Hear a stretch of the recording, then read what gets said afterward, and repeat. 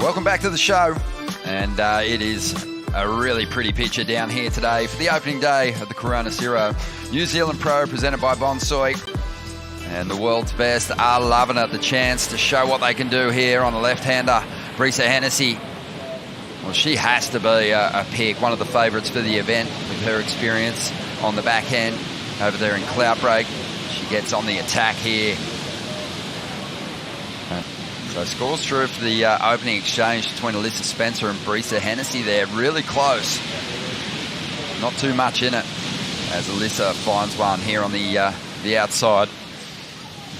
Medium-sized set wave, but Alyssa willing to take a chance on it.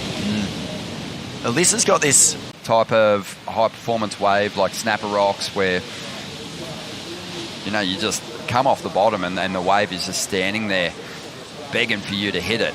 At this location, you've got to get that timing right, as we said earlier, and that's the only way to get that board critical up in the pocket of the wave and turn in scores like Carissa Moore. We saw Brisa Hennessy there just working that one over, keeping in mind that at the moment with a couple of mid-range fives. And Brisa's had like an awful start to the year in terms of, you know, what she would have set for herself, the goals she would have laid out. But she looks really determined here. You know, I felt like at Snapper there was a little bit of nerves in her surfing, but this looks like she's in for the fight. Of Manu Bay. As we see now, Brisa Hennessy, who kicked things off with a 5.67, trying to replace a 3.93 to extend her lead here over Alyssa Spencer. Just looking rock solid on her equipment at the moment as she keeps that board moving, swinging it up into the pocket a number of times. Another solid hit, flexing now as she comes through to the inside. This ride feels strong, feels like it will go into the top two. And Alyssa Spencer's going to be drawing on, you know, her own composure and attack to turn this heat around. Pocket surfing at its finest. You know, this isn't the biggest wave, so all the power is going to be right where the whitewash meets the face of the wave. And you just watch Brisa here. She just stays with it. Really tight turns in that little power pocket and extremely busy. And, you know, that is as good as you can surf that wave. There's not a whole lot more you can do on this other than just go into full attack mode. And she places the board always where the power source is. And there's a nice replay. You know, able to pull the board right down tight. And that'll throw that beautiful arc of spray into the air. What a morning. Gorgeous. Here on the Aotearoa. Welcome back to the show. We are into heat number 5 here. And it is Brisa Hennessy up against Alyssa Spencer. Alyssa up at the moment. She's in second spot, chasing at 6.57. Finds some release out of the lip there and gains a lot of momentum as she comes through to the inside section. A flurry of manoeuvres to finish this ride off.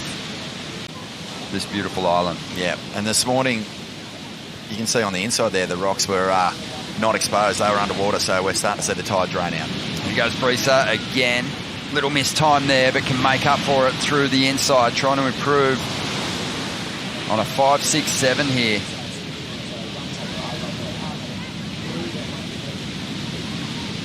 So Alyssa, she's chasing Brisa, but Brisa, you know, needs to be careful here because Alyssa did have the best ride of the heat so far on her last wave, a 6.5. Kind of mixed that up a little bit when I was given the update before, but Alyssa had a 6.5, so Alyssa doesn't have a lot to improve on to get herself in front now.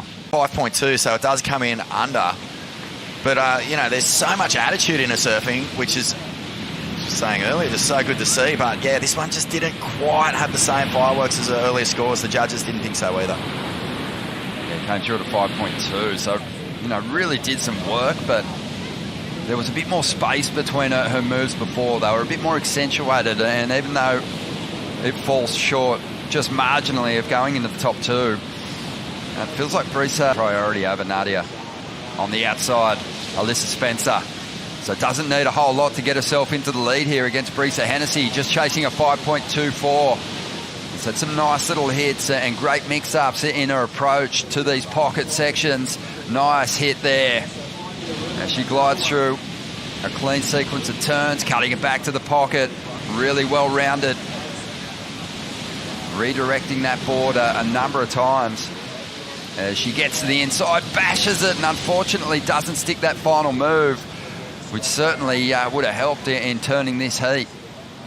She might just do it with the clean outer work. Let's have a look at it again. You know, I think one of the real advantages for Alyssa is the fact that she can pivot so close to the pocket with this forehand. Yeah, you can see here as the wave starts to stand up, she knows this is where the points are. Just those two turns in particular, into that like extra little bit of push on the cutty, those two in a row. Like they're getting the judges interested. Wow, that would have... Yeah, that could have been Could have pushed it right into the sevens there, but just poking the nose out a little bit, and Brisa Hennessy got one on the outside, Vaughn. Yeah, this one looks like it's actually pushing off. You can feel like you've got a pretty big mountain to climb. As we see Alyssa up again, using her priority here. Great kick on the tail to kick things off. Glides around the pocket of the wave to ensure she gets that critical second hit in. And Alyssa building nicely, trying to get rid of a 6.5 here. This wave will stand up again, and she hammers the section. This wave just keeps providing some release in the tail there, setting the fins free for a moment. This time making sure that she stays on her feet for the finish. Loading up for one more hit, brings it through to the inside. Hammered that section. And that is going to be a very strong rider, and likely it's going to go into the top two and potentially push the requirement to an excellent ride for Brisa. Found a really nice connection with this wave already, but this wave was just so good. Alyssa Spencer, you can see the lump through the face, but she times every off the top perfectly, pushing off those little lumps to bring it back to the power source. And through onto the inside. Snaps here. There were some beautiful turns. That one there gets the tail release. And, you know, that's not a steep section. She creates that. Can't wait to see what the judges throw out this ride. It's going to be a nightmare, though, for Brisa Hennessy. Yeah, it's going to go into the... it's going to be knocking on the door in the quarters, as we see now. On the outside, just 20 seconds to go. Alyssa Spencer's been on fire in this heat. Has built beautifully, has put the pressure right on Brisa Hennessy. As Alyssa brings this one through to the inside, more of that really strong pocket work there. Nice tweaks on the tail, kept her rails. Tricky line up here. Brisa on the outside with an opportunity. Needs this one to stand up on the outside. Just looking a little disinterested in this one as she brings it through to the inside.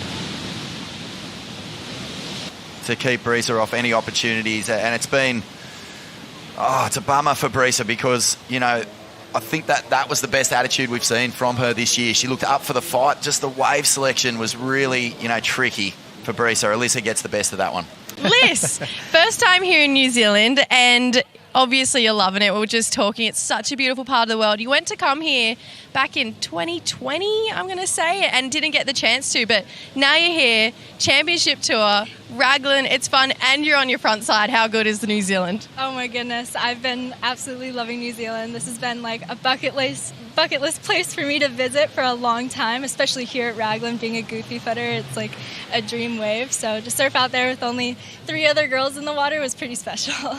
Let's talk about the goofy footers, because obviously Miggy was really leading the charge over at Bells. You had a great run at Bells as well on your backhand, but as far as a left-hand point break, we haven't really seen that in quite some time. Are the goofy footers going to dominate here? I mean, I sure hope so. I feel like it's right up our alley as far as, you know, being frontside. You have a little bit of an advantage, I think, with being able to find the variety and the turns and the lines that you pick. So I'm really just trying to lean into that and just, enjoying surfing a left-hander. Coming up in round 2, you're going to draw Katie Simmers. Obviously, you guys have competed against each other for years. I mean, you guys did the whole junior ranks together. When you come up against someone like Katie, do you think about, you know, the competitive strategies that you learned from the Grom days? I mean, I think just your competitive strategy has to be so sharp against any girl on this tour. And Katie is such an amazing surfer. I pull a lot of inspiration from her, just the lines that she draws, and I feel like she has such a fun energy when you just watch her surf, so I'm really excited for that matchup. Yeah, it's going to be amazing. All-American matchup as well. And Liz, before I let you go, obviously Raglan, it's a different shape wave to snapper, obviously. We've seen a lot of people change up equipment, maybe go for a slightly flatter rocket board. Did you change anything? I'm riding the same model board, but it just has a round tail, so it's actually pretty much the same board that I was riding at Bell's, and yeah, I've been loving it out here too. We love it. We love it. Thanks for your time, Liz. Thanks, guys.